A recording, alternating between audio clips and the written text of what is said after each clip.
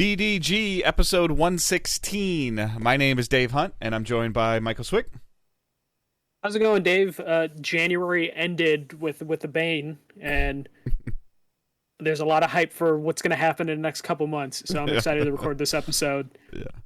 Based on how our Twitter and socials were yesterday, you'd think that we were acquired, right? So we are Digital Days Gaming. We are a weekly show that loves to talk about acquisitions, and we've had a lot of stuff the last couple of months, and this is just yet another one. But we post every Thursday on podcast services. We live stream every Tuesday, twitch.tv/Digital Days Gaming. Please consider following and subscribing on either one of those platforms. It really helps a lot. We have a bunch of other show notes, a bunch of other links in the show notes where you can join the community, join conversations, follow us on Twitter, all that stuff. And we're going to cut whatever pop in circumstance I like to do here a little short because there's actually significant news stories that I think will spark conversation. So, yeah, the first one we're gonna have a slow build up to like big news. Ubisoft quietly shut down Hyperscape. I know this doesn't seem like that big a deal because Hyperscape just launched August 11th, 2020, and the servers will now go dead or go dark April 28th. But this is big news because this is the first time Ubisoft has kind of given up on a game. mm-hmm. This is kind of, even when games are struggling, you don't really ever see this happen, and Ubisoft finally just cut ties with something. I don't blame them. That definitely doesn't seem like there's much happening with that community, if it even got to form like a steady community. But yeah, Ubisoft has given up on something. I have theories on why, but Dave, you want to react to this Ubisoft doing this? Yeah, it's very interesting. It obviously, right off the bat, this shows that focusing on one platform is bad. It was only on PC, and potentially trying to do something that you've never done before can be a bit of a challenge, and trying to find that niche and that hook. There's always, like we've always talked about, that hook of a game to entice people can be bad. And then the numbers just had to be like really, really, really bad if Ubisoft decided to not try to fix it or to develop through it or to build community feedback on what's good and what's not good and adjust. Yeah, the one platform thing I don't think is too big a deal. I mean, Valorant's going strong, but that at least has the pedigree of Riot Games behind it. But I'm assuming this is because The Division Heartland is coming out, this year, and they probably need to move resources over to that one if they expect that one to be like a winner. Who was developing this? This one, I don't know. It's so hard with Ubisoft. Like, someone put out a chart of like all the Ubisoft studios, and almost every one of their studios had Ubisoft in the title. Mm-hmm. So it's hard to even know. I can easily Google that. But I assume they didn't want to have two free-to-play games out at the same time, especially if one is failing. Not to be too mean. It was Ubisoft Montreal that was working on this. Okay. But I would just imagine you don't want to have a dead in the water free-to-play shooter and then be like, oh, hey, we're announcing a new free-to-play shooter. It's out soon. You probably just want to cut ties with the weakest link and then just move on. So I'm assuming that has to play a part in it. And I think they're still doing their free-to-play Assassin's Creed thing, or their games as a service Assassin's Creed, not free to play, games as a service Assassin's Creed. So I'm assuming they just want to cut ties with anything that might be looked down upon as they roll on to the future of Ubisoft, which is going to be games as a service and free to play games. Yeah, I mean, I think it just had to be like bad. Like, we've seen them continuously support For Honor. We've seen them continuously support Rainbow Six, even when the numbers were bad. Rainbow Six Siege, and we've seen them almost essentially rebuild the Division 1 and 2 twice, and potentially now a third time with the Division 2, with more alleged content coming with that, along with in the lines of what you just mentioned with the Division Heartland, and there's a Division novel coming out and a Division movie coming out that's going straight to Netflix. So it could just be a case of Netflix deal. Yeah, it could just be a case of like too many hands or too many things. Like to your point of like, okay, we've got Hyperscape that really doesn't technically have any brand recognition right now, and we've got The Division, which is attached to Tom Clancy's, good, bad, or indifferent, and they're putting, maybe they're just gonna, like you said, they're just gonna focus all that stuff in there. So, yeah, it's just the inevitable thing that they have to try and do as they figure out what their future is and figure out what NFTs they're gonna try doing this year, and just condensing everything they need to do. But that's kind of it about that. It's just Hyperscape's going to be April 28th. I wonder if they're going to give it a proper send-off or if they're just going to quietly kill it. Sometimes, online focus games get some sort of like send-off, but I doubt this will get that. Because I didn't know anyone had actually played Hyperscape. Right. To be honest. I didn't even check it out. Like it wasn't even one of those things where I even tried to dabble in like any kind of like battle royale. Like I'll try to every once in a while dabble in. I've messed with Fortnite a little bit. I've messed with Warzone a little bit, and there was never anything in Hyperscape that appealed to me. And now like just being a fan of the Division franchise and the third person shooter aspect of what Division offers, whatever Heartland is or isn't, I will check out because of the Division name. Yeah. And it appeals to something that I'm comfortable with. And this is where we talk about studios having a hard time with new IPs and new names. Like they try to, in my mind, make a digital style Fortnite, and it didn't work. Yeah, they tried to do it. It had some ideas, but it just wasn't all there. Hopefully they'll take what they learned from this experience and put it into Division Heartland, which I'm sure that is part of the plan on what to do. Heartland will obviously do better because it's going to be multiple platforms day one, so it's just going to be a matter of like, and all your Division fans are going to check it out just because it's the Division game. Yeah, you're going to have a built-in audience that you're going to have an opportunity with. It's not a guarantee they'll stick around, but they'll at least give it a shot. And then it's just going to be a matter of, like, do they have content? Do they have a roadmap? And will they actually hit their targets? Because, like, I almost feel like every game now needs a roadmap, like, a month out before the game comes out, even if it's a free-to-play game. They need to tell people why it's worth to invest into this game. And I think Ubisoft 100% understands that with the Division because they release roadmaps for paid content. So they know that they're going to have to do it for free-to-play content just to help a player decide if they want to even attempt to invest in it at all. Yeah, they're going to have to do a ton of work to try and make it. It's going to have seasons. It's going to have a battle pass style thing to it. It's going to have cosmetic unlockables. It's going to have events. Like it's going to be, and the goal of it, I'm sure there's going to be something. If you do something in Heartland, it's going to carry over into Division 2. Like I'm sure that there's going to be ties to that, and just like Warzone has ties to Modern Warfare and Cold War and all that stuff. Yeah, you would at least hope there's like at least continuity, a good story reason and continuity that you can build to. And I don't think Division as a series is going to go away. It's going to be put on hold depending on how well this takes off. But if this takes off really well, then there's more incentive for them to do a Division 3. But that is also, there's a chance if this does so well, that can also delay Division 3. But Ubisoft seems like they have a lot in the Division with like a Netflix show and and with yet to be announced additional Division 2 content coming. So probably big year for Division, which is why you cut games like Hyperscape. You put those resources somewhere else. Let's move on to the second bit of news before we get to the main event for this. MLB The Show 22. They announced Ohtani will be the cover athlete, and the biggest news is it is coming to the Switch. So it's going to be PS4, PS5, Xbox One, Series S, X, and Switch. Awesome. Yeah, I'm super excited. It's probably going to run potentially like dog shit. I don't care. But I don't care. Yeah, exactly. I like Road to the Show on a Switch is fine. Yeah. I loved it on the Vita. It didn't look great on the Vita, but it played, well, and I'm fine with that. This is MLB The Show, so it's so much more being on Xbox. Sold. Not Game Pass, sold. Yeah. This was a top 5. MLB The Show 2021 was a top 5 charted NPD game. Yeah, and it usually is in the top 20, and then Right. being on an additional platform, it helped.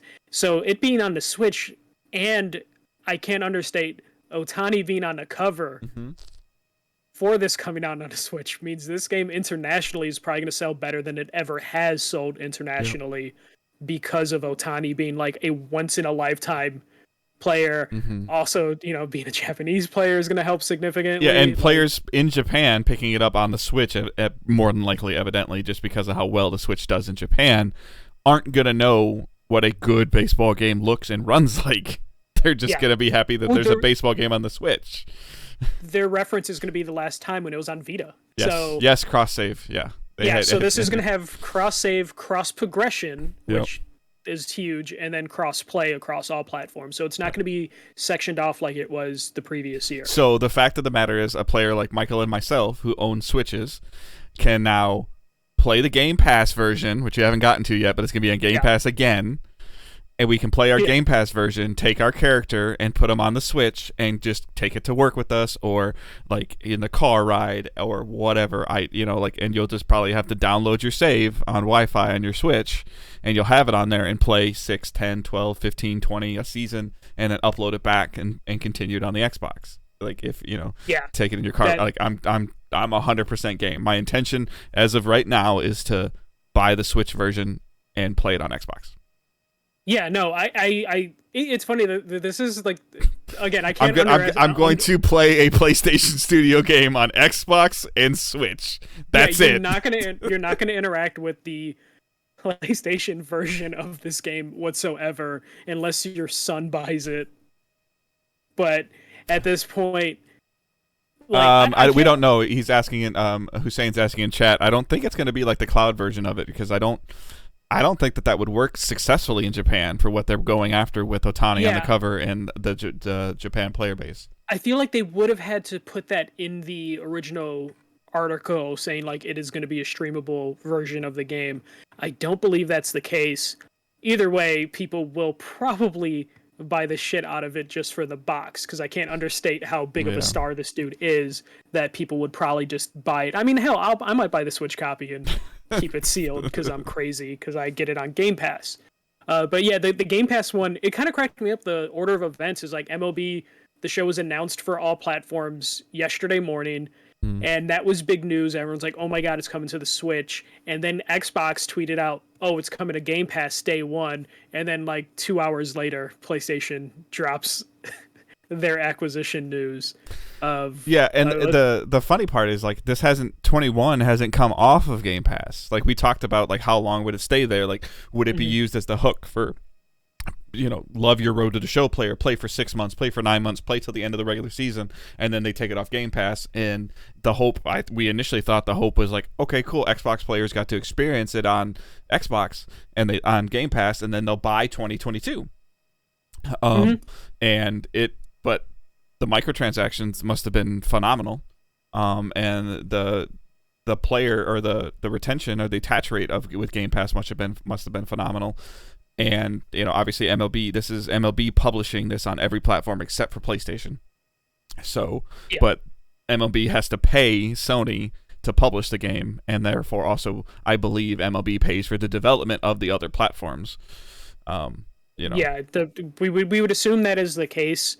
Though we don't know the exact details of the contract. But either way, PlayStation's going to get paid off of every copy. And I think PC is next. Like 2023 is PC, right? That would be the next step. Yeah, I thought PC before Switch. So yeah, I'm assuming that's what we're building towards, is the PC one, but they just need to strengthen their PC development, I guess, for the most part, depending on how much work Sony's actually doing. Otherwise, they could just... I forgot that too. It's going to be on xCloud as well. So you can play it on your phone. Yeah. But it just shows that like the microtransaction in this game probably worked well enough that they're just like, okay, cross progression everywhere. Let's incentivize people to pick up multiple copies of the game, keep them in the ecosystem as long as possible. Well, I think they had to with the Switch, like bringing it to a handheld portable, a handheld hybrid, whatever you want to call the Switch. Like I think they had to, like, because I don't think that unless it's the only platform you own, I don't see somebody maining MLB The Show on Switch. Unless it's the only one you own. Yeah, I was going to say, I think there's going to be a lot of people that will be their main entry point. and they'll probably stay on that platform. But I think the cross progression is just Sony sees that there's a ton of money on the table and don't want to leave anything for granted. Especially, it might having it cross progression incentivizes people to keep playing on other platforms. As if they are doing the Switch as the entry level thing, they might be like, you know what, this runs fine, but let me run it on the big boy consoles. But if they weren't getting cross progression, they would have no incentive to do that, especially when we're talking about last year had cross progression within platforms. Yes, yeah, I think it was within I thought I could take my guy from Xbox to PlayStation. You might have been able to, but that didn't count. That's cross save kind of, but like cross progression is like your unlocked money. Your I got you. Your stubs and stuff. Okay, I got you. Yeah. Stubs. So that's huge for MLB. MLB's probably gonna sell like crazy right now. It'll probably be top 3, maybe even top 2 next year at this rate, right? Yeah, usually, I want to say it's usually number 1 in the month it releases, but like it's probably going to stick around. Especially if we don't have a baseball season. Yeah, yeah. That is. I forgot that the baseball players are on strike right now, or the owners are on strike. Locked out or something. Yeah. So hey, this might do even better. Because this would be the only form of baseball people can have. But this is cool. Like, this is the evolution that we were hoping that we would see. And I think it also kind of bleeds into our next story of evolution. Yeah. So PlayStation has acquired Bungie. PlayStation purchased Bungie for $3.6 billion. Bungie will remain an independent subsidiary of SIE. The deal has been in works for many months. I think that's important to say because people think not this a counterpunch to Activision. It might have been a counterpunch that's been months in the making because the Activision deal didn't come in place in the last month or two, and all these studios and companies know what's going on. But this deal's been in the works for many months. The keys are: Sony said Bungie will remain a multi-platform studio with the option to self-publish and reach players wherever they choose to play. And they basically see this as a way to propel Bungie into becoming a global multimedia entertainment company dedicated to delivering their creative vision, which I feel like that's a thing Bungie's been saying for like a decade, is like they want to be the biggest entertainment company in the world. So this, I guess, will help them. Bungie is currently maintaining Destiny 2 and working on a new IP, which I guess is the Nexon thing, but NetEase. Is it NetEase or Nexon? Okay. NetEase. It's $100 million. NetEase invested $100 million in the game, is codenamed Matter. If rumors are led to be believed, Matter is a Genshin Impact type game, but a shooter. Yeah. So meaning it'll be on everything. This thing will run on a Kindle if they can figure it out. Which I think is important to know. That could be they will remain multi-platform, is because they currently have a games as a service game on multiple platforms, and then they have a deal that's previously been established that will be multi-platform. But Dave, as the resident Bungie expert, your reaction to this gigantic news? When it first happened, I was at work. I was at work the entire time it happened, and I was trying to balance my job as well as my phone just going batshit crazy. And the initial reaction was the price of like, wow, that's it. My first response to the price was like, wow, that's a lot. And then learning more and more information as we did over the course of the last 24 hours, this is the part where I'm going to get a little controversial, is I think it's low. Because I completely disagree, but continue. Because they own all their IP still. Like, Sony doesn't own Destiny. Sony doesn't own Matter.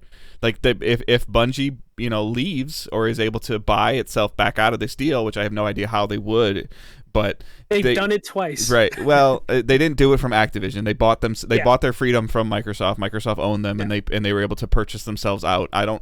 We probably never will know what that answer was, because that was like 12 years ago. But they, if they are able to, because this is why the Microsoft deal supposedly rumored failed is because Bungie is standing their ground. So the reason why I say the price is low is what would the price have been for Sony to go, we control you, we own you? That would have ever been on the table. Right, but that's why I think it's low. And then, then at the same time, the counterpart is to it, I'm having a hard time figuring out what Sony benefits from this. Well, the thing that Jim Ryan's been saying in interviews is they get Bungie rights to their future IPs. Kind of, but they also get the chance at whatever the heck they're working on with NetEase. They're going to get a chunk of that now, not the full chunk, but also the idea that any future stuff they work on, Sony will basically have the right to have that as an exclusive. And if they happen to get another Halo or Destiny out of it, even if it's multi-platform, that's revenue that they can bring in. And the most important aspect, PlayStation has always struggled with hitting a multiplayer games as a service type experience. They've never had one really before. They've never had a shooter catch fire. They've never had a games as a service. They never had a solid FPS multiplayer, and they never had a free to play thing. They got all three of it. They got all three of that with one purchase. Yes. Who then can talk to the other studios who might be working on a multiplayer experience, like their Haven thing or the Deviation or whatever it's called. Those partnered studios, they can now be like, hey, we now have Bungie in our brain trust, and they can now spread and help all the other developers, especially Bungie's like 900 people on staff. Correct. So there's a lot of experience that they can take and a lot of knowledge that they can use. I don't think that Sony gets all the money from Bungie. Like, I don't think that's a thing. Like, I get what, they own them. I think they do. But they own them, but they still have their own budget, and they have their own employees and their own, unless Sony's going to bankroll all of that in advance, they're able to, Bungie has kept their creative and they're in the first line in both blog posts is we're an independent third party. Yeah, they're independent as in terms they can call their shots, but when they start making profit, that's going straight to Sony. But what if they don't need any of Sony's money though? That's the thing. It's with Witch Queen as an example, Bungie is, and since Shadowkeep, Bungie has been self-publishing Destiny. Yeah. Therefore, they have I would assume they have the budget laid out right now to take care of Destiny until 2024. But when you spend $3.6 billion, you're eating that budget because that's now your money that you're playing with. Now it just turns into the money will go through Bungie first, but then once it goes through the Bungie filter, they don't get to keep that money. It just goes to PlayStation. But I think that Bungie will know how much they made and then how much they're allowed to spend. I think that this could. Oh no, of course. This could they're be. Gonna have budgets and but stuff. I don't know if Sony can come to them and say you're going to do Destiny 3. No. They definitely. It's not that aspect, and I don't think that's why you would buy Bungie. You wouldn't buy Bungie to tell them what to do. You wouldn't buy Bungie. If Activision told Bungie at one point, "Hey, you're making Call of Duty," that was never going to happen. But you do buy Bungie, give them the freedom to do stuff, and then hope it catches fire and becomes the next Halo or Destiny 1, and then profit from that. That's the reason you do this deal, is the chance of having a big IP. And then when you talk about Sony Pictures and Sony Televisions, they get with the rights to, with the alleged Destiny franchise that they're trying to do with television and lore and media, other media. But this is something too that I know that you were texting back and forth with me, and I've done a little bit of research on this. Destiny is an MMO light or MMO like game. Agreed? Mm-hmm. Yeah. Do you know the projected player base right now? Active or alleged player base? Not too sure. It's almost 40 million. But that's not the active. 23 million is paid. 15 million is free to play as of an article yesterday. Is that their player count or active player count? Because I feel like if it was into 20 millions, more people would be talking about Destiny. Well, a million have pre-ordered Witch Queen. Okay, yeah, but that makes more sense to me than being like. But what percentage of players pre-order? What percentage of the player base do you think pre-orders? I would imagine people that are in Destiny most likely are pre-ordering. Because we know that the majority of players don't pre-order games.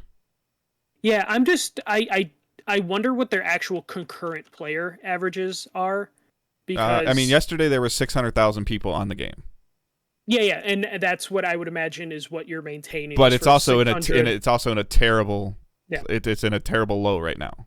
But when the new content comes out, that 600,000 isn't going to turn into 23 million or 40 million people playing it. It's probably going to be in the low to mid millions.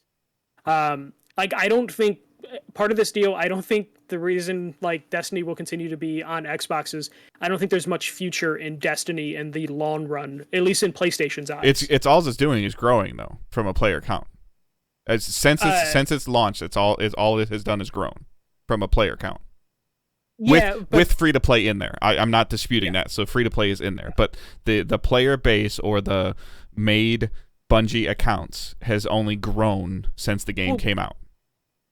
I mean, it should always continue to grow. It's never going to lose numbers because, like, there's been like, hey, we had 10 million or 20 million people within the first year, and then it goes. Glorious Ward, down. can you tell me where that was that was said that NetEase State got bought out by Sony? I haven't seen that.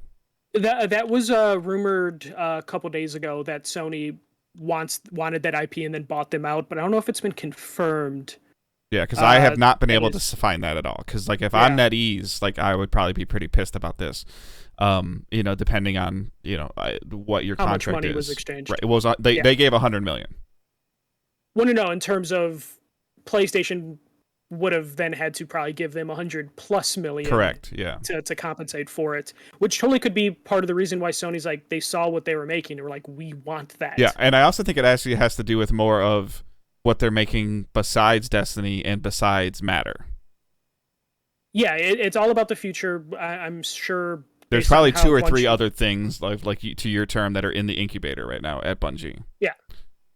They probably have. They have 900 people on staff. That's not all running to maintain the. And and that staff has also gone up like 15% in the last year, and they're physically they're tangibly physically adding to their Bellevue studio, and I believe they're opening up another studio overseas. This was all before they were purchased, obviously, but they've also been shopping themselves for a little while.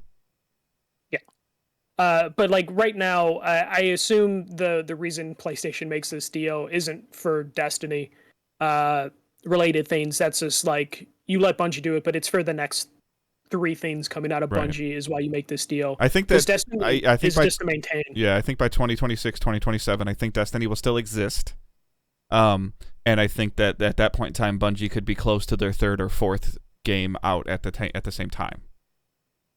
Yeah, I would imagine that's like reasonable. When it comes to them being multi-platform, like they made a big deal that they will remain multi-platform. I kind of see multi-platform as PC, mobile, and PlayStation. I don't see Xbox in that equation too much, unless Bungie really wants it. But I would assume PlayStation would be like, you'll be multi-platform to a point. With any new IP, yes. Yes, yeah. Like Destiny, if they do Destiny 3, it'll be on Xbox. I disagree. If they do if they do Destiny 3 or Destiny : whatever, as an example, I think that depending on how much money that Bungie asks for, I think this all comes down to how much money Bungie asks for Sony to support a project. And then Sony's going to be like, okay, well, if we do 10% of the project, you can do your multi-platform crap. If we do 40% or more, we need to talk about limiting the platforms. And if we do over 50%, it's on PlayStation. Like, I think that those conversations would be happening. Yeah, but if it's Destiny 2 expansion, that will always be on Xbox. If it's Destiny 2, I expect nothing to change with Destiny 2. No exclusive content, no exclusive missions, no exclusive maps, no exclusive anything cosmetic. They released a picture yesterday, like same game for everyone, everywhere. Like that I expect to happen. What I think is potentially very, very cool for Destiny is with the deep lore that they have in there of Sony going to them and saying one of 2 scenarios. Hey, can someone else work on a spin-off of Destiny? Or can, in terms of telling an independent, a 10-hour or 12-hour campaign of something deep in the lore of happening, of some of the characters, digging deep into some of these characters, or them going to Bungie and saying, hey, we'll give you the resources you need to make a Titanfall 2 style campaign in the Destiny universe. Yeah. With no multiplayer, a 10 or 12 hour story driven campaign shooter. Like, I think that is potentially cool. Of maybe something that was maybe a year ago, Bungie was thinking, hey, we'll do like a TV miniseries about this, and Sony going, well, what about making a game? Yeah, which, like, what if we make an interactive experience where we do a show and we do a game to go along with the show, because that's what Sony wants to do right now. Mm-hmm. I could totally see that happening. I do think that the multi-platform aspect, though, will exclude Xbox eventually. Not anything Destiny related, but anything new. No, I don't think IP anything Destiny or Matter related. I feel like some of this stuff with Matter is already kind of some of these publishing deals or whatever is in the NetEase contract, whether it was or wasn't bought out. Like, I still feel like there's something in there with the publishing arm that Bungie is using as a self-publisher. But there's also a chance that that company, being a Chinese company, only cared about PC and mobile, and the console stuff would just be up to Bungie of like, what consoles do you want to support? And then they'll have to go to PlayStation for budgeting and be like, we want to bring this to Xbox. And like you said, there'll be a discussion on like, okay, we'll give you the funds so you can put it on Xbox, or you have to use your private funds that are separate from ours and do it. But or they have to do what's going on with Sony San Diego and MLB of, okay, we'll publish the PlayStation and PC aspects of it. You publish the other aspects of it. Yeah.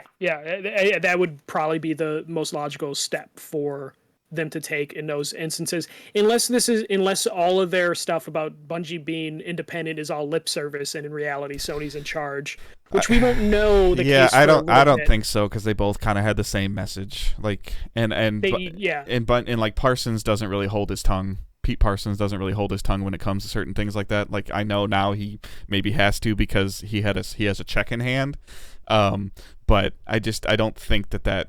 Like, I feel like this messaging of them stepping out in front and talking about Destiny 2 already, and then 2 years from now, somebody going, hey, you know what we said like 2 years ago? Like, sorry. Like they're not going to paint Sony to be the bad guy. Like, Bungie's not going to paint their owner to be the bad guy.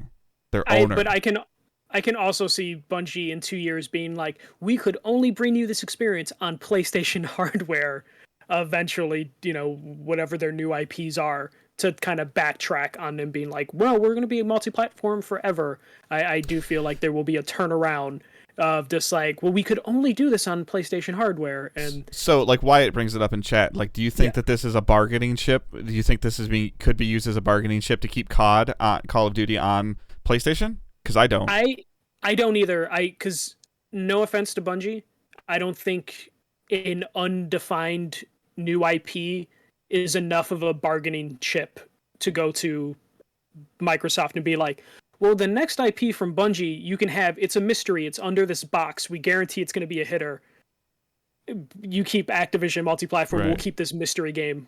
And I don't think Destiny has the power for Microsoft to go, oh, you're gonna take Destiny off our platform if we don't give you Call of Duty. Okay, go ahead. Well, yeah, Microsoft would be like, shoot yourself in the foot, piss off your community right now, right? And tell 1/10 of your community to fuck off, because realistically, the community on Xbox is probably the smallest. 10%. All three platforms. Yeah. Yeah, it's 30. It's like 38. 38 PC, 39 PlayStation, 1 Stadia, the rest Xbox. Yeah. So I would imagine Microsoft would laugh at that deal. If anything, I would assume this deal is not because of the multi-platform aspect. This deal is to make sure Bungie stuff actually comes to PlayStation, so it didn't get acquired by Microsoft get acquired by Tencent. I don't think it was an option. Tencent maybe, but and the only reason I think Tencent might have been a maybe is because they maybe would have been obviously let them do. Tencent would have wanted it on everything.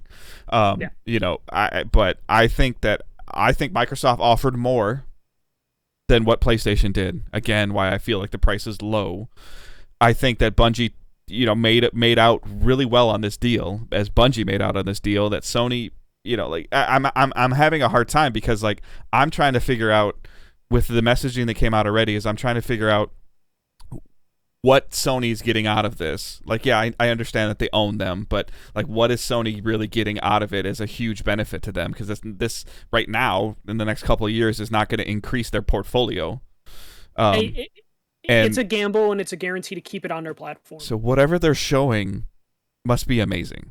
Like Yeah. or like whatever is under under NDAs and code names, and I'm talking about not Destiny 2, not Matter, whatever they're showing, because even if we get a Destiny 3, we know what it is. Like, it's Destiny 3. But there's definitely something that they're showing, and to Michael's point, like, they have the pedigree of whether you think Destiny is good or you think Destiny is bad or you think Destiny is growing or you think it's shrinking or you think it's shit or you think it's great, whatever you think, this is the only game that Bungie has released in the last 13 years. Yeah. And their studio just got purchased for $3.5 billion. Yeah. But, like, let's not underestimate what Sony's also getting out of this is a consistent revenue stream from Bungie, because Destiny makes a certain close amount to of $50 money. million a year minimum. Yeah, and even though they're being considered an independent subsidiary, that 50 million turns into PlayStation, Sony's 50 million at the end of the day, regardless of how much actually. Makes in Sony's earnings reports and their shareholders, like, it's theirs. Like, they'll talk about, like, we'll hear about, like we hear about Naughty Dog. Like, oh, Naughty Dog's game sold 8 million copies. Insomniac's game sold 7 million copies. Yeah. Bungie's generated this much revenue. Like that, like, that's what we hear about. And the $50+ million I said doesn't include any of the microtransactions in the game. None of them. Yeah.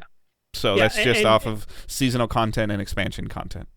And speaking of financial reports, when they do their financial report, previous years, there'd be like, we have no games as a service revenue or current players. Next year, they could be like, we have 1 to 3 million games as a service players, and that literally would be just from Destiny. Yeah, and I was going to ask you, like, how much, because you're always kind of, I'm the numbers guy, you're a little bit more of a data guy than I am. Mm-hmm. How much is the Bungie.net information worth, and then how much is the player tendency data worth? How long a player plays for, how they play, what they interact with, how often they interact with it. Well, I think that is super valuable, because this is the thing that we've been joking about since Destiny 1. How many studios have tried to copy Destiny's formula and have had decent games, but they're missing something. And that something could just be data of just like, we found out people like to do this thing and it makes them happy, or they like to buy this shit on this schedule and it makes them happy.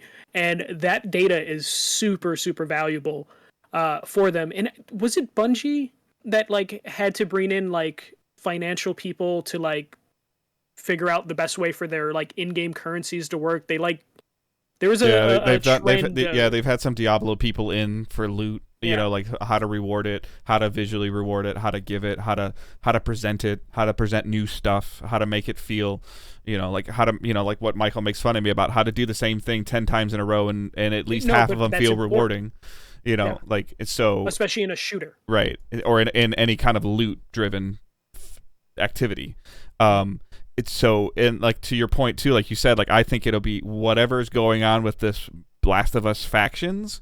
Like now with this merger, because first of all, this merger will go through way faster than the Microsoft merger, the Microsoft Activision merger. It'll probably be like 6 months. And then if if there's not going to be a lot of red tape, to think that somebody that's the head of player engagement investment at Bungie is not already sometime this week or has something on his schedule this month to speak to Naughty Dog about what's going on with player engagement and how to, with whatever this factions game is and how they're going to reward stuff in this factions game, it would be crazy if they're not speaking to somebody at Bungie already.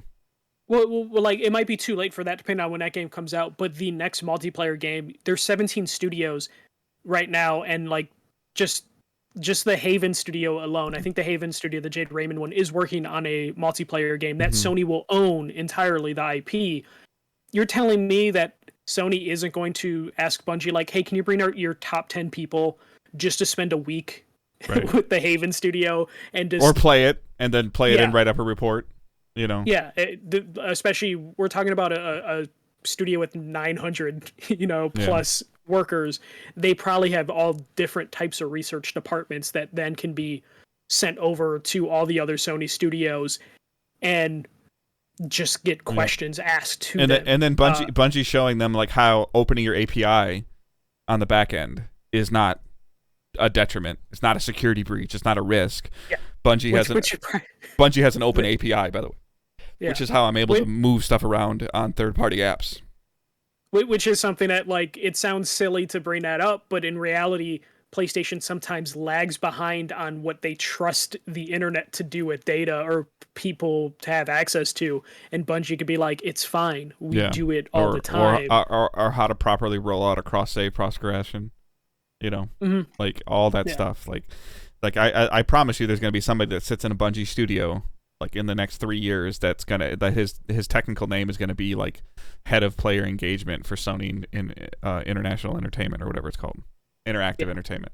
Like, and he's going to still continue to work on Bungie, but he's going to be on every single call for the Haven studio or for the Naughty Dog studio about, you know, him or hers team about, well, we're going to do this. Oh, no, you're not. No, you're not. That doesn't work. We tried that. I can show you how that doesn't work. Yeah, no, that stuff will now happen. And then also, let's not disregard what PlayStation could bring to Bungie in terms of single player stuff, depending on, because they're working on multiple things. There's a chance they're like, hey, we have a single player idea, but we just don't have the resources because we built everything around a multiplayer experience. Give me Neil Druckmann's fourth writer, fly him, like move him to Seattle for 7 months or whatever. Let's write a cool story in whatever universe we're doing. Yeah, and that could be big for Bungie, because now Bungie, again, they talked about wanting to be the biggest entertainment company in the world. They have done single player stuff that's really good and engaging, but it's been a while. So they now can get PlayStation to look at their stuff and be like, hey, you know what? This could look better. Let's get some Naughty Dog engineers over here to help you out. Also, please help us with our multiplayer experience. We'll do like a employee exchange for a little bit. And it'll work out for the best. So I really think the part of this price tag is just the knowledge base that Bungie brings to this, and then also the chance of a future IP blowing up and being the next Halo or Destiny. And I'm not sitting there saying it's low, like Bungie got ripped off. Like I've said multiple times today already, like Bungie made out. I'm confused at why Sony maybe paid as much as they did, but yes, I do think it's low because Sony's not, you know, getting any, like, if there's a divorce in 10 years and Destiny's still going, Bungie gets to keep it. Like you know, like Insomniac doesn't get to keep Spider-Man. Insomniac sold for $230 million because they had no they sold for $230 million because of the talent the studio possesses, not the ownership, not what the studio owns. And you know, Bungie's price was driven up by what they own, but then also was driven down by them standing their ground and saying, no, like, you don't get to tell me what to do with my stuff. I get to make what I want. You know, like, I'm not saying necessarily they get to make what they want, but if Sony goes, well, we don't really want you doing that, like, well, they'll point at their deal, like, well, we have creative control. Yeah. So, and then Sony's going to be like, well, Sony, use your own money then. You know, like that, because you're a third party. Right. You know, so like that's where the pushback's going to be versus like whether we like it or don't like it in a year and a half. If Microsoft wants Blizzard to make a Fallout, they got to do it. Mm-hmm. Like, you would hope it doesn't come to that, but they would probably have to do it. Or if they want to give Arcane Diablo, there's nothing that Blizzard can say about it. Now, Sony can't give Destiny to Sony Santa Monica. They can't. And they also can't force Bungie to work on the next Resistance or Killzone. God, I heard that I heard that like 3 times yesterday. Like, that's not going to happen. I cracked up every time I saw that. People were like, "Oh my God, give him Killzone!" The Halo killer finally being made by the Halo creators, and it's like, Bungie, if Jim Ryan in negotiation said you have to make a Killzone game, Bungie would have Jason Jones would be like, get out of here, like go away, get that. He would have just walked out immediately. It would have been all over. Because that's the other thing that I necessarily didn't realize until I was doing a little bit more research on this. Like, I forgot, like, Bungie's owned by like 2 people. Yeah, they're Jason Jones and somebody else, and Parsons, I think, is part owner, and like and Jason Jones is one of the original founders. Yeah, which is why this deal will go through sooner than the other deals, because they don't have shareholder tape to go through. Yeah. So this will just like kind of breeze through, as opposed to Microsoft, which now has to go through the FTC, which was announced today. But I mean, like we've talked about, like Bungie holding their ground though. Like I don't know the number, but maybe with Microsoft, maybe it was $4.5 billion, maybe it was $5 billion, but they would have been like, you're an Xbox studio, like, and Bungie's like, we don't want that, and so like the back and forth of it is why I think that, like my dad also used to always tell me as a kid, like the definition of negotiation is both parties walk away pissed off, but you make a deal. Yeah, so Bungie probably went to, because they had this deal. Bungie would have been crazy not to go to Microsoft and be like, "Hey, we're thinking of doing this with PlayStation," or Microsoft makes the offer and then they go to PlayStation and are like, "Hey, they're willing to offer this, but they would want to concede these things." Like, I think either way, Bungie was going to be sold, but it was just a matter of like, keep creative freedom and maybe lose $1 billion, or. But the thing that I think that's happened over the last 2.5 years or 3 years, especially from Bungie's standpoint, and we've been talking about this for months and years since DDG. It's expensive as fuck to make a AAA game. Like, and Bungie can Bungie do it by themselves? Yeah. But, do we hear about some of the weird work environment problems that they were having? Yeah. Does some of that maybe possibly go away with some of Sony's money? Probably. Because now they don't have to have 10 people doing 15 people's jobs. And there's also the risk factor. If Bungie decided their next game was going to be a new IP and it failed, Bungie would probably go away. Yeah. But now the next one could fail, and it's okay because they're owned by PlayStation, so then they'll just get another shot at it. Which would have been the same, like we've been talking about for Activision and Blizzard. Like, if Overwatch and Diablo 4 didn't catch, like, Activision's in trouble. However much money Call of Duty does or doesn't make, Activision's in trouble. Going back to the Sony Santa Monica thing, and God of War, like they had 2 or 3 projects canceled before they essentially like had to back the truck up to Barlog's house and say, please come back, we'll pay you this much, let's reboot God of War. But if God of War would have stumbled, it would have been the end of Sony Santa Monica. Yeah, well, we see this on a smaller scale when Microsoft bought Double Fine. Double Fine was like, yeah, we can release the game now, but we want to add new stuff and make it a better game. And Microsoft was like, sure. How much time do you need? How much money do you need? Like, that's what having that parent company can come in handy. Or how much better did Psychonauts 2 become? Yeah, because of the acquisition. Right. And how much better is Hellblade becoming, hopefully? Yeah. Maybe getting but then you said you've talked about your concerns about Hellblade of like, okay, you're getting outside of your niche. Like, and that's a concern. You're going away from what you said you were going to try and do, and now you're going back to what you previously did that never was really successful. Right. But now Bungie can decide what they want to do, and they can take more risks. Obviously, I don't think Destiny's I don't think Destiny's going anywhere in the next 5 to 7 years. If anything, it might extend Destiny's 2's life, and then Destiny 3 might not need to ever happen, because I know Bungie was, they were like, we're going to stick with Destiny 2 as the Destiny. But I'm sure when they look at the numbers, there's that point where they're like, shit, we need to release a Destiny 3 because we need to pump up. Yeah, or I think they would revert and just call it Destiny and then just start building annual stuff on top of it. But they would have to come out with a new boxed product. Right.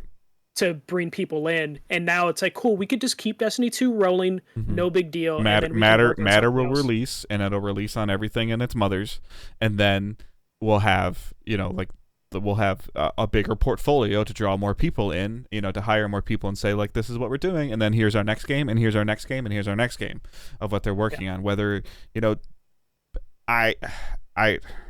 I can't think. I don't know enough about the marathon games and the Ollie game or the OLI games that Bungie made, when I was a teenager. But I don't know if Bungie has the ability to make a non-shooter.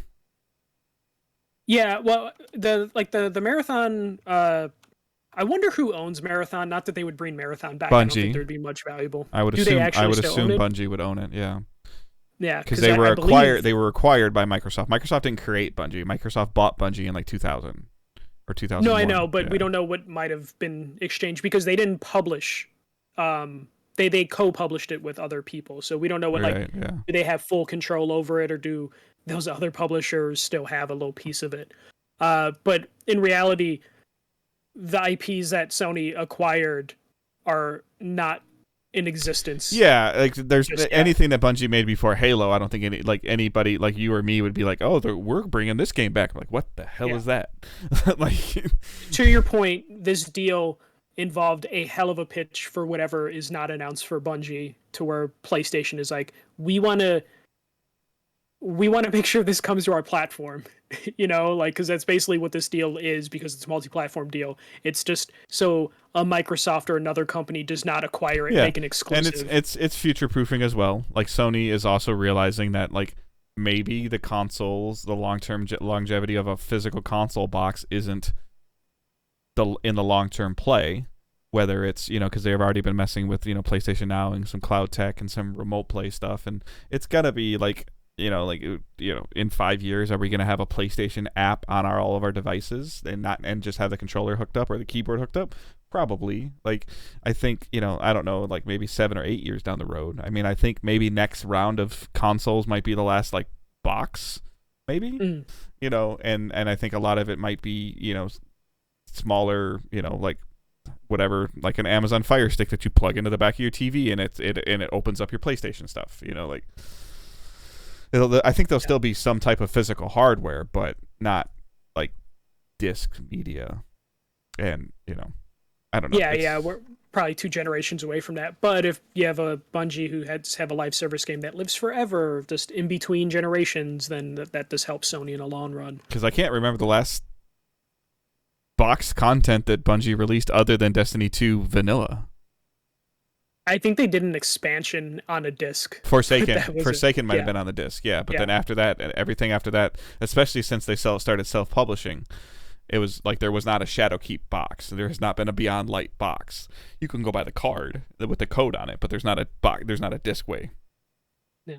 And I wonder how long we are from like the Destiny TV show being announced, because I'm sure Sony Pictures, Sony Television are like, shit, we're making a Twisted Metal and we have Destiny now? I agree, but at the same time, the focus has been very heavily on the PlayStation logo and the Bungie logo, not on like Sony logo and Bungie, Well, because they know branding, because it's not, but like anything that PlayStation owns, Sony Pictures and right. No, I agree. Yeah. There's been no conversation around it at all. There's been no discussion with it at all. Like, we just saw the trailer for the Halo show. So I don't know enough about Halo to have an interest either way in the show, but I'll probably watch it just because it's a video game show. I'll be like, all right, that wasn't worth it, or hey, that was kind of cool. I'll check it out next week. On the tail end of this, Jim Ryan did a interview where he talked about like the knowledge base that Bungie brings is like a huge part of why they did this. But when they asked specifically if PlayStation has any more acquisitions on the horizon, Jim Ryan said, "We should absolutely expect more. We are by no means done with PlayStation. We have a long way to go. I will personally be spending a lot of time with Pete and the team at Bungie, helping make sure that everything belts down right, and that autonomy means autonomy. But elsewhere in the organization, we have more moves to make." So PlayStation is saying they are not done. Jeff Grubb and Jeff Keighley have been basically tweeting out that, yes, there are more deals coming, and it's not just PlayStation involved. So I believe Jeff Keighley said there are like a few deals that are currently being negotiated between all the companies right now. You can imagine Microsoft still has more deals to make. Mm-hmm. PlayStation has more deals to make. It does sound like there's like a race against inflation and the end of the fiscal year. In terms of companies need to spend their money now before the end of the fiscal year because their money will have less value in a couple months or the cash on hand. So Microsoft apparently has $120 billion in cash. They used half of that on Activision Blizzard. That is specifically money for acquisition. So that we know what the bank that Microsoft is playing with right now, and then Sony sounds like they aren't done. Though I do think Sony aren't really going to be buying any publishers. I think they're going to do deals like this with Bungie, where they're buying individual studios, which I know is something we've talked about a lot. Like as an example, like the next target, I think would potentially be Ubisoft, and I think it would be the same structure. I think they would use the same contract that they Yeah, purchased you would Bungie just with to purchase Ubisoft. You can keep your Uplay, you can keep your PC, you can keep all that stuff. It's just that you're underneath the Sony, SIE umbrella now, or Square or Capcom, which I don't think those are as viable. I don't think Take-Two's going anywhere. Like there's not really any other AAA independents right now left. I'm calling it now. In terms of developers, I have a feeling there's probably going to be a bidding war for From Software. I don't know why I have that feeling. Who owns Respawn? Oh, Respawn's EA, right? Respawn's EA. Yeah, Apparently, EA has been in talks with like a Microsoft and Sony, but who knows if that would even make sense. But at that point, how much would that cost just for FIFA? I know that's where it gets crazy. Like ideally, I would imagine it costs less than Activision, but because of FIFA, I would be like it costs more. Yeah. Because you have to equate the sports games, but those sports games guarantee that anything that happens, it's going to be multi-platform, so it's just going to be an additional revenue stream. Right. But specifically for Microsoft, it would be Game Pass access. For PlayStation, it would just be guaranteed. Microsoft already has that with EA Play on Game Pass. But we don't know when that deal runs I know. They have to renew that contract eventually. And I think they're kind of stuck in a position where they have to renew that contract forever because it's going to become an expected thing. Yeah. Yeah. But I don't know. I have a feeling like Sony is going to continue to buy developers instead of publishers just because it makes more sense for them financially because they don't have the cash on hand that Microsoft has. Right. That's the part that I'm struggling with, though, is like, okay, so is Bungie worth half of Bethesda? In my mind, I say no, because it's 7 studios and a publishing arm versus 1 studio and a non-publishing arm. But at the same time, it just happened. And Microsoft now owns everything that Bethesda owned. Sony technically doesn't, own yet. Well, I'm just like, it's really weird. Like, I'd like to hear, like, like I know that it's Sony owns it. I can't think of anything to equate it to other than, like, in my mind, like Macy's and Target are owned by the same corporation, but they act independently and do their own things. Yeah, but the money all goes to that big corporation, right? I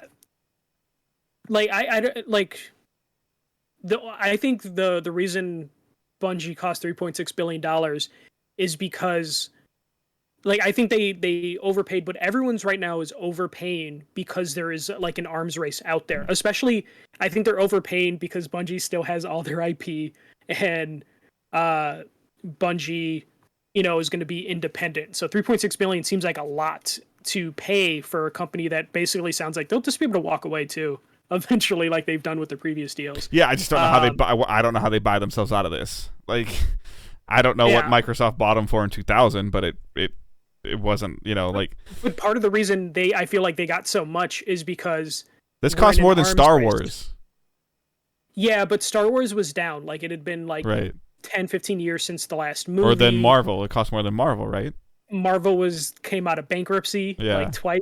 So like this happens, but like right now, Gearbox sold for $1 billion. Right. Bungie's worth more than Gearbox. Right. So that's why the price gets driven up. Like, if anything, Insomniac sold too soon because Insomniac. Right, but again, like, okay, Gearbox's value is increased because of owning the Borderlands IP. Yes. Is it increased to the level of Destiny IP? No, obviously not. Insomniac has Fuse and Sunset Overdrive. I don't even think they have Fuse. I think EA does. No, but like, but when we go back to our favorite one is the Conan developers getting being more expensive than it was for like Insomniac. It's once a studio or publisher goes for sale, the price for everything else rises with it. So the next publisher or developer that gets purchased now are going to be like, well, we're bigger than Gearbox and we have more IP than Bungie, so we are worth more, which is like why I think Bethesda was probably undervalued, but it was the first big acquisition. Well, what also fascinates me is, okay, so Sony is giving Bungie $3.6 billion, right? Mm-hmm. So then now Bungie is $3.6 billion richer, but Sony controls them. Yeah, but usually what happens from these deals is we're going to see a lot of people leave Bungie because they're going to get paid out. No, I think you're going to see their studio double in the next 3 years. No. You're going to see the amount of bodies. You're talking about like some of the high-end leadership? Yeah, high-end leadership will take their pay that they're going to get from this, because I'm assuming they have stakes in the company, and then they'll make different studios. Yeah. And every time acquisition happens, you'll start seeing people high level leave and then start their own thing, because then they are freaking rich as hell from these deals. So I imagine, they get the 3.6 billion, and then we'll see some high level people be like, I'm going to step away from games, and then 6 months later, going to be like, I'm back in games. But it's not going to affect Bungie too much, because the highest level people are going to stick around, because it was probably part of the deal. Like, I'm assuming Parsons is like now under a SIE contract, and it's like, okay, you were here for this amount of time. But a lot of the people under him will probably leave, take their pay, and then form other studios.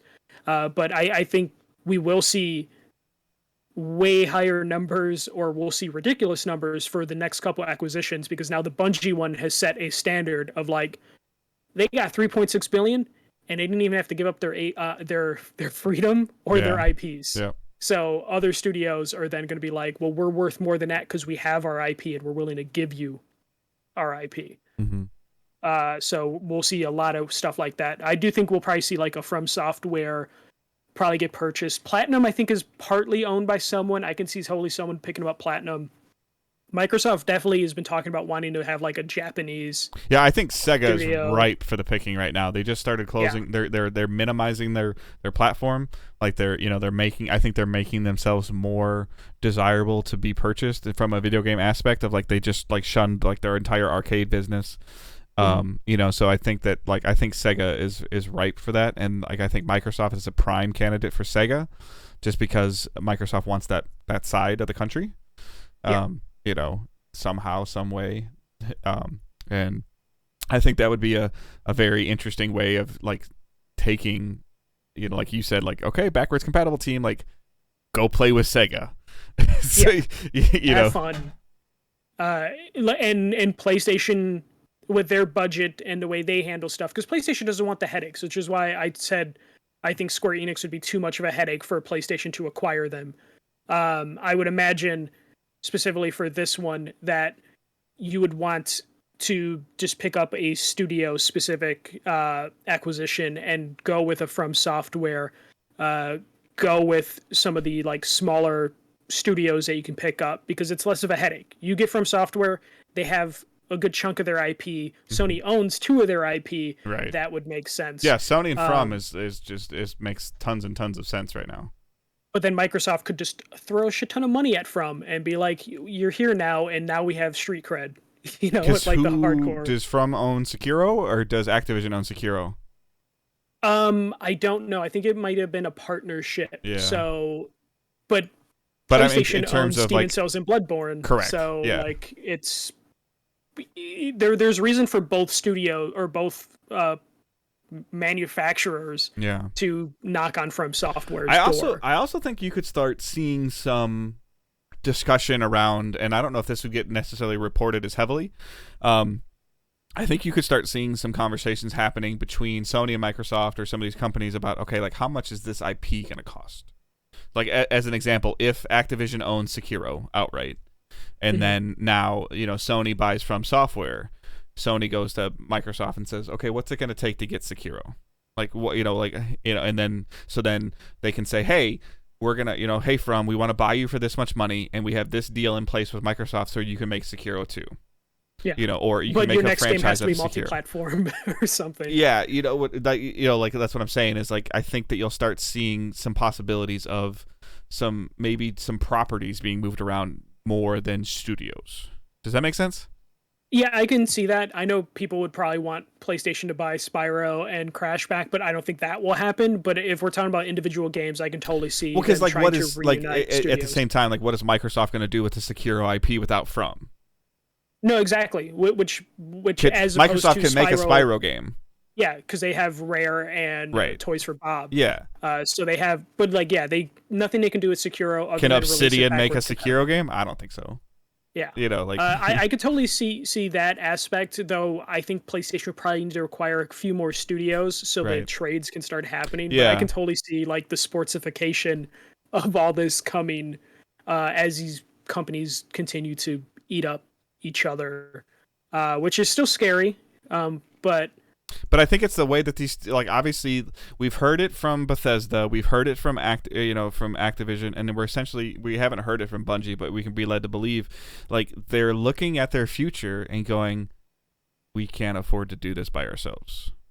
Yeah, Like, and the aspect that I brought up earlier, a lot of these studios after they get purchased just end up getting broken down into more studios as people leave and set up their own shop. Like that's going to happen. So look at like but even Blizzard. then they find out, like, as they start going into development, like the Sometimes Always Monsters people, like a ton of them left Bungie years ago. They're making a game, and then all of a sudden you hear about their deal with PlayStation because they're like, we need another $50 million to get this game off the ground, and like we don't have that. We don't have investors to do it. And then Sony's like, hey, how you doing? Yep, you can have it, but it's going to be on our platform or whatever it is, or isn't going to be. And but they're at least independent still. Yeah, but but then when it comes around again, where they make another game and they go to Sony or Microsoft, and they're like, yeah, you know what? This is the second time we're doing this. Like, we need to talk about just buying you. Like that's why I feel like the conversations are happening. And Bungie had a good relationship with Sony at the launch of PS4. Maybe like through the Activision thing, but I'm sure that there was some good things going back and forth. Like Bungie and Destiny helped PlayStation, and PlayStation helped Bungie. With Activision in the middle being a pain in the ass. Well, like you're going to see a bunch of studios spawn. I mean, if you just look at Blizzard alone, there's been like 10 studios that have formed once people left Blizzard and formed their own thing. I think PlayStation is working with one of those studios. Gearbox is working with one of those studios. So I think another studio is working on a Marvel game that came out of Blizzard. So like, it feels like the industry's shrinking, but it's only shrinking in terms of the big household names. But there's going to be new studios to take the spots that are now opened up.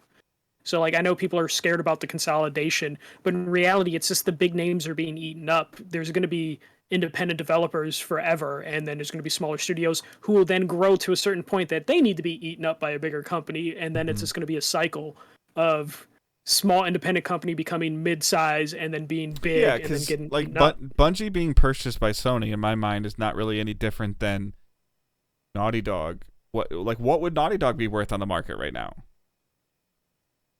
Probably a lot if you're talking about if they continue to in a world where Naughty Dog still made all the games that they made before, and if they were independent, I think they would probably be in the Bungie range just because or higher. Or higher. Yeah. Because Bungie's an expert in multiplayer games, Naughty Dog's an expert in single player games. But so, it's okay. It's okay that Naughty Dog is where they are because Sony bought them when they were little. But it's not okay for Sony or Microsoft to buy these places when they're big. Like, it seems like whatever rhetoric's going out there right now, when Microsoft bought Bethesda, it was like, hey, like that's kind of cool.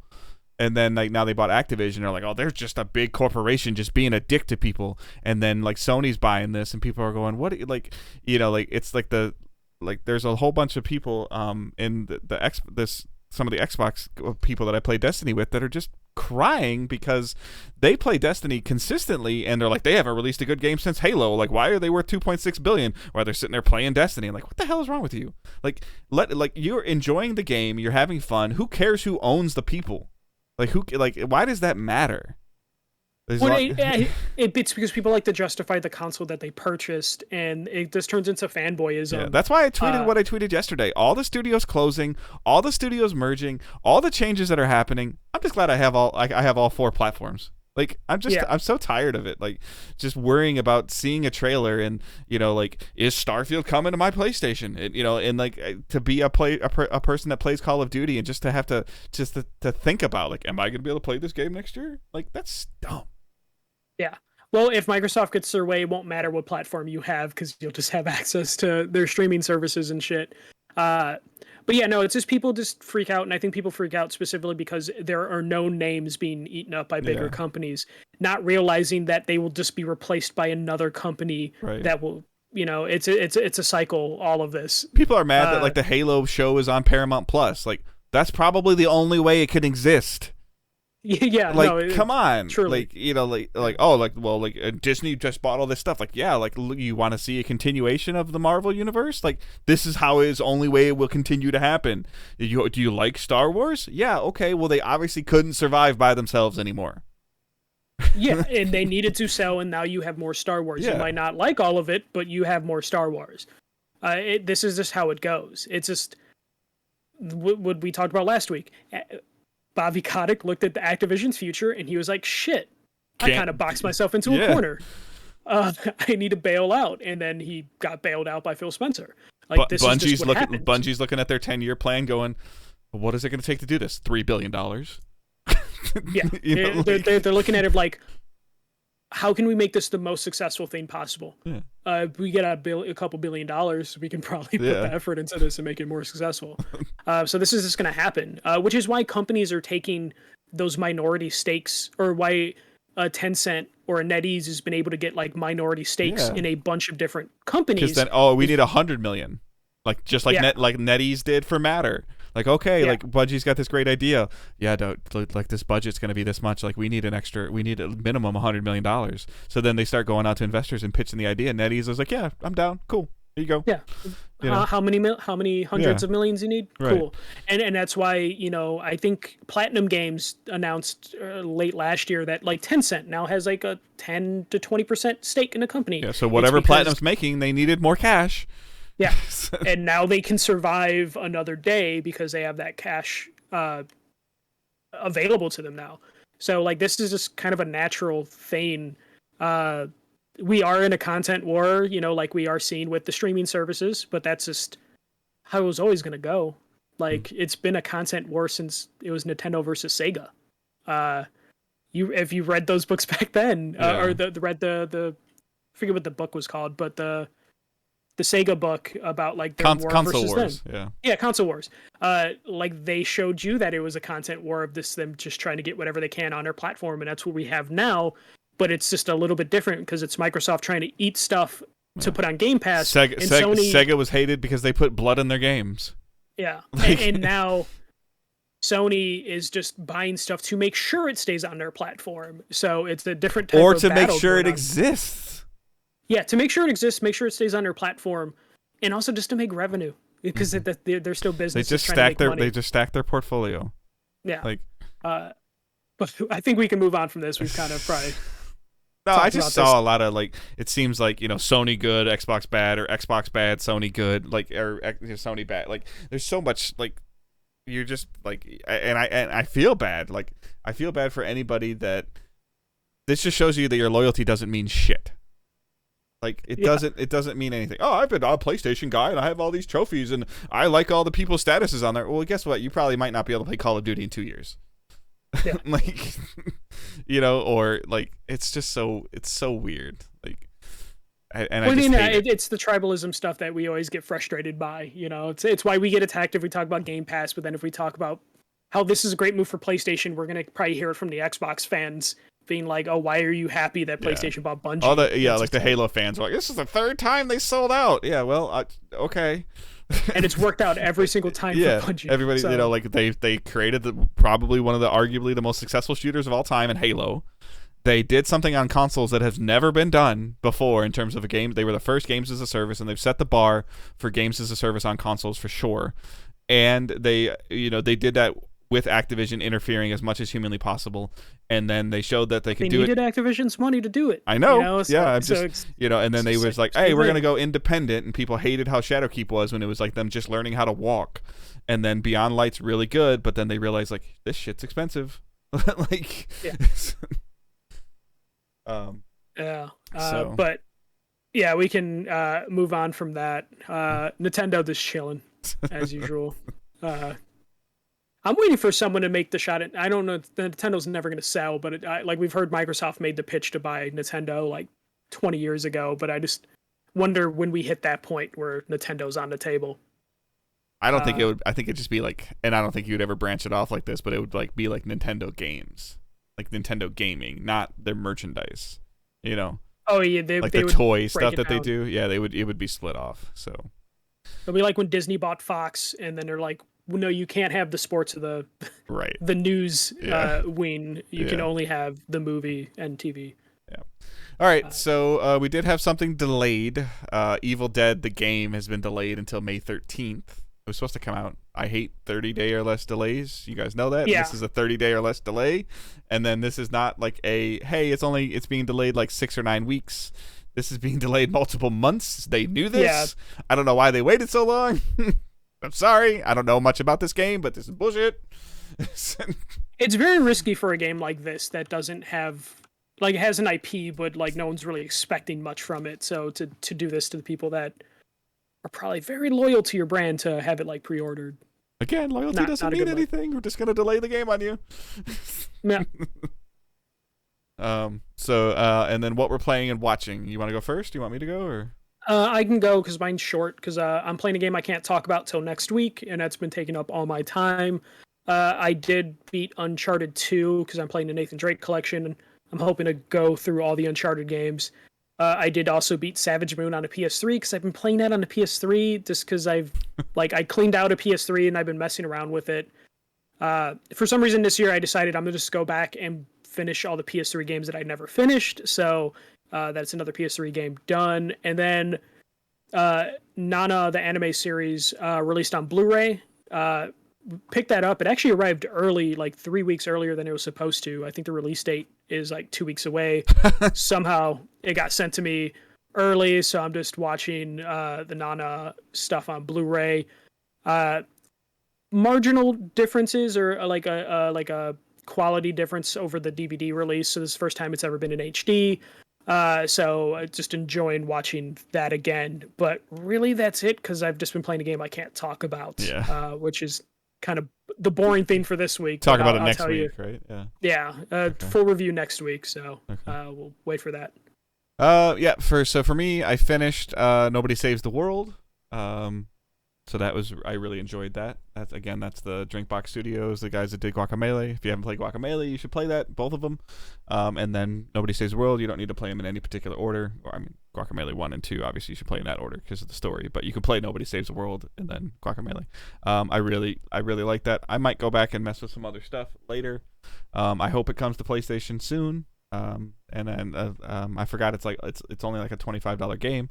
I definitely think it's worth more than $25. So if you're on the fence about playing it on Steam or on Xbox and you don't have Game Pass, you can just buy it. But I really enjoyed it, and it's the first game that I've beat in 2022 as part of my goal for 12 games. And then I put a poll on Twitter, I put a poll on Facebook, and I decided to restart Horizon Zero Dawn. And I put it on story mode. So because I just kind of want to play it and enjoy it and get through it and not necessarily like have to like do like battles 2 or 3 or 4 times. So I put about 4 hours into it today. And because it's on PS5, I guess it runs at 60 frames. So it's still the PS4 version, but it's supposed to have some upgrade to it. And I have the Frozen Wilds as well. So the goal would be to get through Horizon Zero Dawn and Frozen Wild this month, February. And then I'll mess around with Witch Queen for a couple weeks. And then I'll go to Forbidden West. So that'll be kind of like February and March. Like I said, I gave myself the goal of 12 games, which is about 1 game a month, and I'm on pace. I'm on pace, 1 for 1.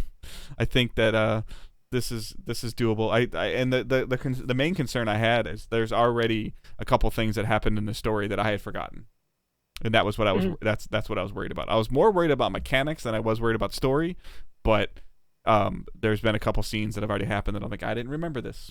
So I'm happy that I restarted, and I feel like playing on story mode. I think I was like 11 and a half hours or 12 hours in on my other save. Now I'm 4 hours in. I might actually be like 7 or 8 hours into my original playtime because I might have struggled in a couple of areas, and it does feel like some of them I'm killing something in 1 or 2 shots versus 4 or 5 shots because of the mode I'm playing on. So you don't have to strategize as much as you're on story mode, which is fine. And if I find that it's like I'm just blazing through stuff, like I might bump it up to like easy, because I guess I didn't realize that story mode was below easy. Honestly, I would just keep it on story mode so you don't burn yourself out when Forbidden West comes out. Yeah, and I might play Forbidden West on story mode too, just because I'm more interested at this point in time with my age and my time frame. I'm more interested in the story arc than I am banging my head against the wall against a giant metal rhino for 4 hours. Like, I don't want to do that anymore. So, yeah, I watched a little bit of the football games. I was working, so yes, I'm aware that the former Lions quarterback is now in the Super Bowl, and he wasn't ever able to do that. Tom Brady retired. So like there's just a bunch of stuff going on with that, but that's kind of it. That's pretty much it. I've been really trying to focus on playing and streaming more games. I streamed from the console today on the couch. I don't love it, but there was a lot of people watching it. Didn't seem to have a problem with it. So as you can tell, obviously with Nobody Saves the World and Horizon, I am attempting to stream significantly more.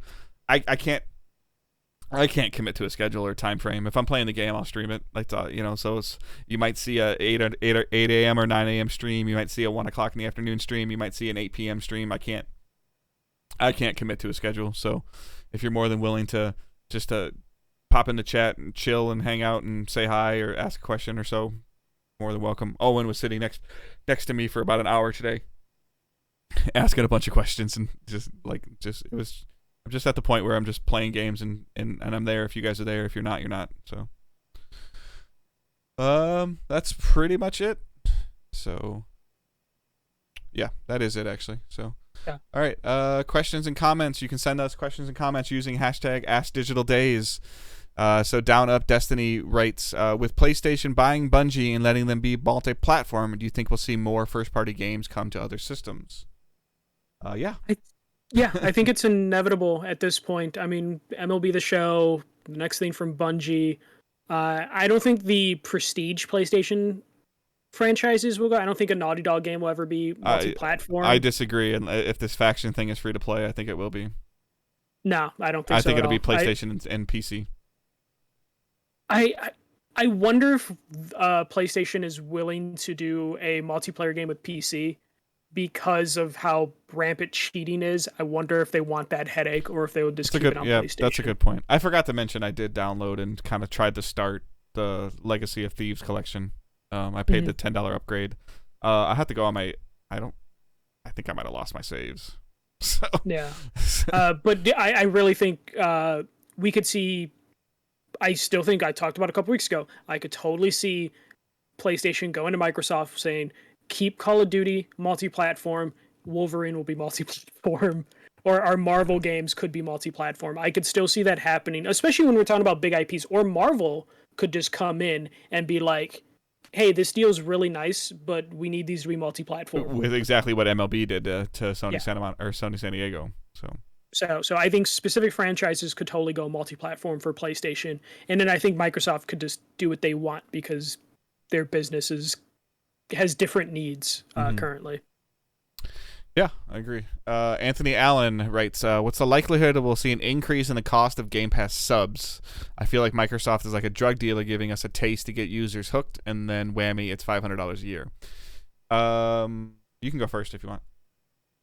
Specifically for this, I don't think we're going to see a price increase for at least another 5 years. They're still in that early phase where they're trying to grow. I think their ultimate goal is like 100 million and then the world. And right now at 25 million players, I think it'd be too risky to increase the price $5 or whatever, at least for the next couple years. Like once it's a more established brand, then you can do it. Look at Netflix the last couple years. They were so cheap for like 5-10 years, and then every year they've increased the price like $1 or $2. So I imagine it's way too soon for them to increase the price. It will happen eventually, but I think we're probably like 5 years out for that being a reason. I think as long as it continues to grow at the 1 or the 2 to 2.5 million users we're seeing every quarter, which I think is about the rate that it's been on every quarter to I think it's about, I feel like it's about 4 million a year. Since they're already at 25 million, so there's definitely a big increase. No, but I think we heard like 16 or 17 like 2 years ago, and now they're 25. So that's why I was kind of using that as a basis.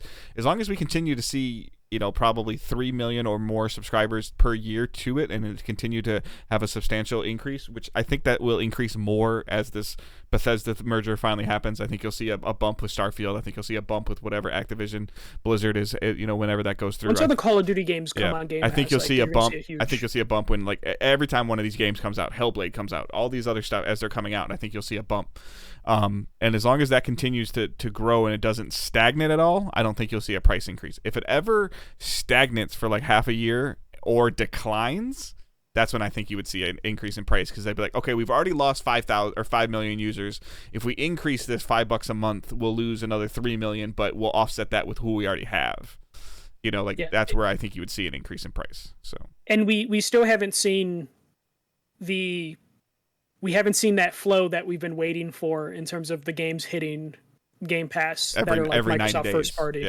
Yeah. When we will hit that, and then that's when the most people are going to join, and then maybe once that all settles, then we'll see a price increase. Price will increase eventually, but Microsoft can continue to lose money on this for the next 10 years and not bat an eyelash. Like, circling back to the MLB thing, with the success of this of physical copies sold, or copies sold physical or digital, with it charting on NPD in the top 5, I wonder how many people subscribed to Game Pass for the $1 for the month, or for 90 days or whatever, played it, really enjoyed MLB The Show, looked around on Game Pass for other things. Okay, this doesn't really show any value to me, and they then decided to cancel their Game Pass subscription but buy MLB The Show. What ratio that was. Like, that would be super fascinating to me. And like, you lost a Game Pass subscriber, but you got somebody to buy. Kept them in the ecosystem one way or the other. Right. So I think that kind of information would be super interesting. So, and then Justin Duncan writes, thoughts on WWE Royal Rumble, hashtag Wrestling Minute. The only thing that I'll say about this is that I saw Michael's tweet about this, and he didn't look happy. Oh, man. All right. So where to begin? This year's Royal Rumble was kind of dog shit. So, like, I'll start with something nice. The Women's Royal Rumble was okay. They found a way to book it in a way that got Ronda Rousey cheered, because she ended up winning the Women's Royal Rumble. Even though she's popular, fans don't necessarily want to see her just walk in after being out for 2 years and then winning the Royal Rumble. But they found a smart way to fix that. She had a baby, right? Yeah. She left 2 years ago to start a family, and then she had a kid last year. But fans aren't really happy when, like, the part-timers come in and then just win automatically, like a big event. The Men's Royal Rumble, though, was terrible, and I think part of the reason it's terrible is they've cut so much talent and have not built up any of the talent that they have into being bigger stars, that halfway through the Rumble, you just kind of were like, I don't believe any of these people are capable of winning a Rumble and being a WrestleMania main eventer. And then as an ultimate screw you, they had Brock Lesnar win, because he's honestly the only credible person that they have on their roster. But they basically did it to book a Roman Reigns Brock Lesnar match, which you don't need Brock Lesnar to win the Royal Rumble to make that match. Right. You could have taken the time to make a lower tier person super highlighted high, and then use that, and still have your match of Brock Lesnar and use them as a great Reigns. Undercard. So, and like, then, the little bit that I saw of the clips, like near the end, like when there was watching Royal Rumble as like a teenager, when I was paying attention to wrestling, the cool thing about it is it always seemed very chaotic. And what I saw a little bit of clips on social media, it looked very not chaotic. There was a lot of just kind of downtime during it, and it was very predictable, because again, they haven't built any talent, and the people that they have left just weren't doing too much. Wasn't like Shane McMahon like one of the last 10 in there or something? Yes. So it was, when it got to like Shane O'Mac, maybe, am I wrong? Or no, it's just Shane McMahon, his nickname. But like when it got to like the last 10 people, that's when it hit me of like, I don't care or believe any of these people are like main eventers. But also, like, because it was so boring, I feel like they knew they didn't have that chaoticness, so they try to compensate with like camera angles and camera cuts. And every time they did that, they would miss like someone being eliminated, someone popping up, to where it just came across as like a poorly produced show, super frustrating. But yeah, that was a wrestling minute. Well, Curry's like, yeah, build your roster, Vince. But Michael's been saying it for months that he's trying to figure out a way to sell the whole WWE, so he doesn't want to invest in anybody. Well, they did make a deal with Disney to like stream it on Disney Plus in Indonesia, so they're this much closer to being purchased by Disney. So we'll see what happens. All right, last question. Stefan Wren, name in order of best to worst your favorite sports out of the NBA, NFL, MLB, and NHL. So I'll let Michael go, or I can wait. Let me guess Michael's first. Sure. NBA and everything else is trash. No, I like baseball. Oh yeah, I'm sorry. NBA, MLB. Yeah. NBA, MLB, NHL, NFL. He didn't include WWE in here, which is weird, or AEW, but it's fine. NBA, MLB. Just because it's a 3-letter acronym doesn't mean it's a real sport. Yeah, it is. That's how it works. What was slam balls? Basketball. Yeah. Where's basketball? Yeah. For me, it's baseball, football, hockey, basketball. Basketball's so hard to watch right now. I was gonna say, I feel like you're obligated being in Detroit to say hockey. But hockey's hard to watch too. So they're both because the wings are rough and hockey's hard to watch in general. I'm not a huge fan of the current NBA game for whatever reason, and it probably has to do with the Pistons are terrible, so I'm not really following it as much. I went to a Pistons game a couple weeks ago, first time going to Little Caesars Arena, similar to what I talked about last year during the pandemic, going to a Tigers game when they were not good and there was attendance limitations. The atmosphere was just awful. Every time I see the Bulls in Detroit, it just seems like the fans are either not there or the ones that are there are just we got these tickets for free. But when I went to the Lions game on Thanksgiving, even though the Lions were at the time 0-12, the atmosphere was amazing. So, and then when I went to a baseball game when Miguel Cabrera was chasing 500, it was amazing. The atmosphere was amazing. So I love baseball. I love playing softball now, but I just enjoy baseball a lot. And then NFL, I just love watching it, playing fantasy football. And then I guess it would be NHL before NBA at this moment because the Red Wings are showing a little bit more promise than the Pistons. So, all right, I think that's it. Super quick spotlight. We're running a little long today, but spotlight would be our Patreon episode. So we just did a January episode of what we're looking forward to in 2022. So if you're on the Patreon $7 tier list, it's there for you. It's available now. If you're not there, please consider going to Patreon if you can afford it. So patreon.com/digitaldaysgaming. There's a couple different tiers in there. The $7 tier gets you the bonus episode. The $5 tier gets you the podcast 24 hours early. $3 is Discord. And the dollar tier is just a way for you to kind of our virtual tip jar. So if you're able to afford Patreon, please consider doing that. If you aren't, your listenership and downloads are more than enough, and we appreciate it. Socials, you can follow the main account at Digital Days Pod. Michael's been doing a really good job of just retweeting a bunch of stuff this week. So he's been doing a really good job with that. Michael's account is at the first MJC, and mine is at Good Dave Hunt. So consider following us there. You can join the Facebook group, join the Discord server. You don't have to be on Patreon to join the Discord server. It's just another part of Discord. And if you're considering following some of the short form content that we're attempting to do, consider subscribing to the YouTube channel and TikTok. Find both of those just by searching Digital Days Gaming. So that's all I got. You got anything else, bud? No, we'll just have a review for a game next week, and I might pick up another game. Maybe I'll start the Uncharted Legacy Collection since I don't like Uncharted 3 as much. But yeah, jump straight to Legacy of Thieves and then play 4 and then I should play 3 just to finish it off. yeah. We'll see how that goes. So, all right. I hope everyone has a great week. Keep moving forward. Don't be a dick. See ya.